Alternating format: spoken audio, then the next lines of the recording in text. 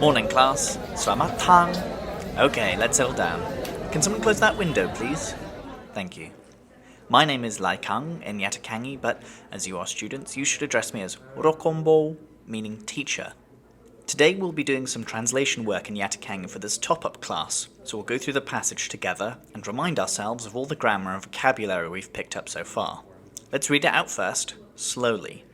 We're all of different levels here, so everyone will learn something. Right. Kore jeriam cham, twa umai au duhurzor au yosrang bongeo hom de, go tuksmau go zintrong, dam nyanya yam wetsa wetme ni uchanja hata guai, kup sensen lang, dam kma hom, zom, partarong gui ka plau tom ta. Wan kucho dam sir, yam du mok sep, yam ksiwar. Prinam kusrauj dam matab daisbe mre. Don't forget, the K at the end of a syllable is pronounced as a glottal stop. Question at the back? We're not using the local Yatakangi writing system today because the students on the accelerated track haven't learned it yet. Right, let's jump in with Kuriecheryamcham. Ku is the inferior human marker, socially inferior that is. Remember, there is a strict, strong, and constantly reinforced social hierarchy in Yatakang.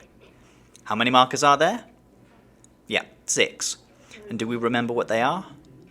Ao for the human superior, Ku for the human inferior, Pe for the tame, Kwang for the wild, Dam for the product, and Bo for the raw. For the beginners, we'll give some examples.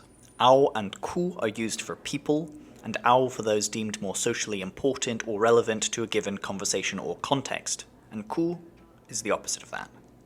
Pe is for domestic animals or animate things that are controlled, like a campfire or the breeze from a fan, while kwang is for wild animals or things out of human control, like a wildfire or the wind. Dam is for man-made things and for verbal actions done on purpose, while bo is for naturally occurring things or verbal actions done instinctively or not on purpose. That's the broad gist. Now, these markers begin every noun phrase, and on top of that they also come before verbs, where you pick the same marker that the noun phrase has, which is the subject of the verb. For example, if I want to say the student sees the book, it would be ku tuksmau ku mattam ta. You can see the ku is repeated in front of the verb. But if we want to change it to the king sees the book, then fill in the blank, autor blank, mattam ta. That's right, autor au mattam ta. Let's look closer at recheryamcham. This is a top and tail reduplication of recham, which literally means hide ashes. There is a cognitive metaphor in Yatakangi where good feelings and positive emotions are related to cool water, so bad feelings and negative emotions are related to hot and dry things. Hide ashes is the literal meaning, but it actually means to be ashamed. I like to imagine the ashes are the remnant of some shameful action, and so you try to hide it because you're ashamed. There's a related metaphor, cham, meaning swallow ashes, for a particularly desperate attempt to cover up something shameful. Now here, recham has been cut and copied, the top and tail reduplication, to make recheryamcham, which gives a reduced or diminutive flavour, so a little ashamed. So the phrase ku recheryamcham concerns a person or people who are ashamed, but only a little bit. Next is twat womai, and this means because, but where the reason for something is a negative reason. Specifically, twat means suffer, and womai is the causative form of wai, meaning to be, so womai means to cause, either the verb or cause, the noun. You'll recall, of course, that the causative form is an infix, meaning it goes inside the word you want to change, after the first consonant. So y is chopped into w and I, and the infix om is put in between them to make womai. Next is auturzor. Au is the superior human marker. Again, that's socially superior, and turzor means government. This word is another reduplication from tur, meaning to rule, or a ruler, or king, like we saw earlier. And this pattern of reduplication where the vowel has changed is for saying X and things like X. Another example would be yuyoi, meaning jewellery gems and such like, from yu, meaning a stone bead. So dhurtsor literally means rulers and people like rulers or things associated with rulers, which holistically we'd probably call government. But who can remember some synonyms for government? Yep, that's right, kuma and sarkar. For homework, describe the differences in use between dhurtsor, kuma and sarkar. And yes, there will be homework. Next is au yosrang. Here au is in front of the verb yosrang to tell us who is doing it, namely the government. Yosrang is a compound verb from yo meaning show and srang meaning fang, which together means hostile or hostility. So the government is being hostile. But what is it being hostile to? Bo ngao hom te. Ngao hom is a compound of ngao meaning fear and hom meaning spirit. So together it's the fear of spirits, or more succinctly, superstition. And the phrase is preceded by bo because it's an action that's unintentional. Te at the end means such or like this. So, kurieche ramcham twa umai au turzor au yosrang bo neofom te means a little bit ashamed because the government is hostile towards such superstition. ... We still don't know who our ashamed people are. Well, they are ku tuksmau. Tuksmau means students, or student, but it's not a normal kind of compound. Instead, it's a truncation of a much longer word, tung ma smengwao, which is a long string of verbs together. Tung, listen, ma, look, smeng, ask, and wao, do. Because good students listen, look, ask, and then do. For the advanced students listening and looking, you'll notice the word tung mak smeng wao has a high tone on the third syllable, even though smeng as a verb alone is normally low tone. That's because smeng has no inherent tone, so when it's in a compound it can be influenced by a high tone in front of it, like ma has. So finally we know who we're dealing with. It's some students who are a little bit ashamed because of government hostility towards superstition. But what are they doing? Ku zhen trong. Zeng means walk, and trong, sometimes pronounced with the tongue curled back like dong, means path.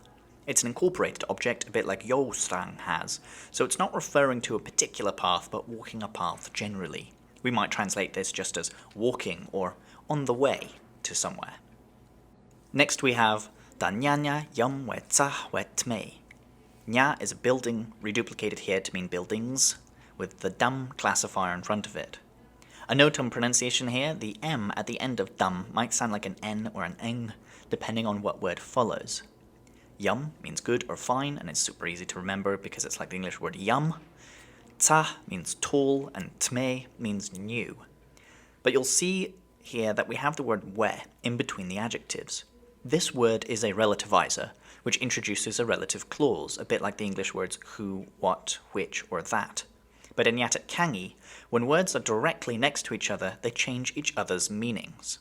For example, if you said nya tsah yum, then the word tsah describes nya, while yum describes tsah, a goodly tall building, or more accurately, a very tall building. The word yum means very when modifying other adjectives. If you said nya yum tsah, it would mean a building that was good because it was tall. That's not what's going on here. These buildings in the passage we're reading are good, they are tall, and they are new, and these qualities exist separately to each other, so they need to be divided by the word we. As an aside, this also means that the word for very good is yum yum. Piecing that together, ku zhen dong dan nya nya yum we tsa we tme is on the way to the nice tall new buildings. But what buildings are they? They are nyanya ni uchanjaha ta guai. Ni is a possessive marker. It basically means of. Uchanjaha means dedication, and is a compound of uchang, meaning promise, and cha, meaning effort. For those interested in etymology, I'm pretty sure uchang comes from Sanskrit and jaha from Arabic, but you might have to look that up and double check.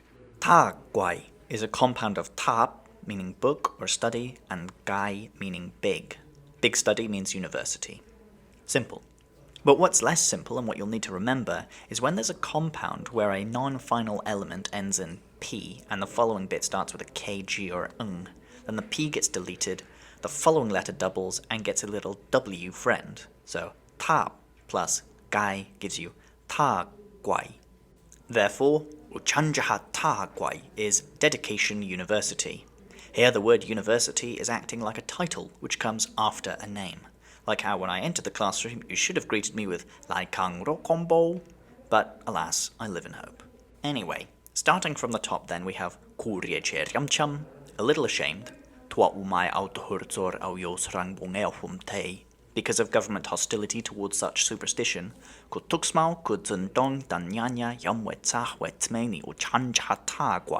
students on their way to the nice tall new buildings of Dedication University, and finally we arrive at the action they are so ashamed of.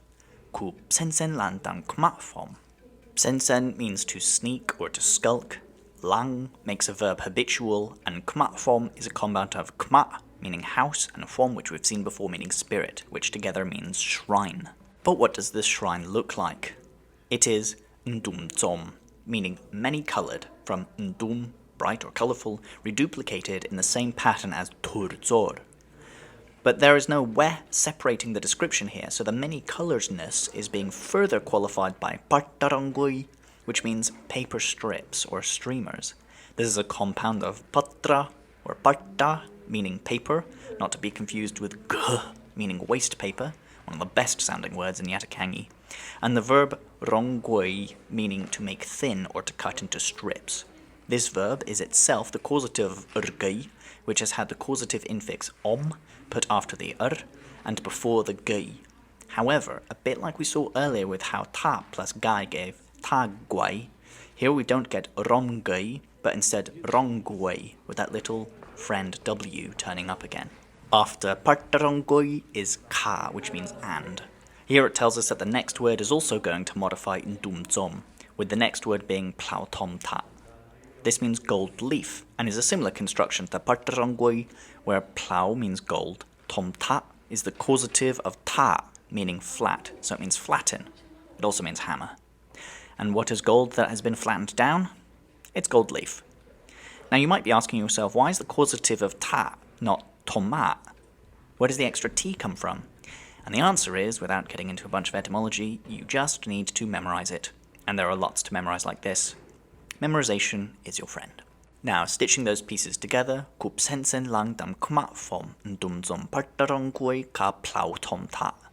we arrive at, they would habitually sneak off to a shrine colourful with paper streamers and gold leaf. But what are they doing at the shrine? One means where, as in, I know where the treasure is buried. Cho means to set something alight, which is different from the verb chong, meaning to burn. Sir is incense paste. Yem du means shaped into. Du means shape, both the verb and the noun, and yem means enjoy, but here it creates a positive, passive meaning. So together with du, it means shaped into, or made into the shape of, but not in a deformed way. Don't confuse yem with yum. Mokset means volcano. Specifically, it means an active volcano that is smoking but not emitting lava, like Grandfather Loa does just outside the capital city of Gongilung. Mo means mountain, and ksep means smoke, but nasty, acrid smoke.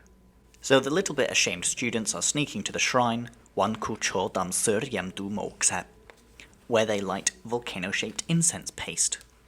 A lot of the appeasement of spirits or solicitations of boons from the spirits requires a kind of sympathetic magic. So if you are making an offering to a volcano spirit like Grandfather Loa, you burn cones of incense paste because it looks like a little volcano. Likewise, if you want to make an offering to a river spirit, you'd cut a channel into a piece of wood to imitate the path of the river, and then pour your offering, usually kra, which is alcoholic, or juice, into the channel so it flows like a little river. For the rain spirits, you can get a bundle of sticks and dip them in the offering, usually kra, though sometimes juice or tea or even very dilute dyes, and swish the bundle of sticks in a special circular motion to fling the liquid off the ends in the imitation of rain. Right, tangent over, back to the translation. Next is we yem ksi war. Ksi means use and war is an offering. The we here tells us this describes the sur, the incense paste. So that's being used as an offering, again with the beneficial passive yem. And then we come to the final bit. Prinam kusrauj haghe damata daispe mre. Prinam means in order to, Srao means to pour or pour X onto Y. Jahag is a reduplication of jah, meaning a little bit of effort. Mata is a compound of two words we've seen. Ma, to look at, and ta, book, which together means to study. Tai means almost. Spei means wet, and mre, or as I've said it, mre, like through my nose, is a sentence final particle denoting an attitude of gentle reproach. This will require some explaining. In Yatakangi, an adjective or state of verb can follow the direct object to indicate that an action has been done completely. English sometimes has this to describe the end state of a verb, like paint the fence blue or stop the car dead. So here, because the verb being used is srao jhaghe, which is to pour effort, i.e. to concentrate, then if the action is done completely, the end result will be spei, wet. Like in the phrase, stop the car dead, clearly the car was never alive in the first place. It's metaphorical. This also relates to what we said earlier about negative emotions being associated with dry, hot things, while positive emotions are associated with cool, wet things. So, prinam kusraujhaghe damatab daisbei means, and here I'm translating pretty liberally, to concentrate a little more fully on their studies. And the particle mre at the end is one of many, many sentence final particles that express a huge range of emotions and attitudes. This one is gently telling someone off, so the speaker here knows what the students are doing is technically wrong because of the government, but it isn't really that bothered about it because superstition in Yatakang is super common. Right, that's the end. No time for questions, but if you need to find me, I'll be at the platform doing my Causative ksiwar. Alright, until next class, selamat tang! Well, coming out of the Yatakangi classroom now, I hope you enjoyed this video, the slightly different version of a Conlang showcase, and, as always, don't like and don't subscribe.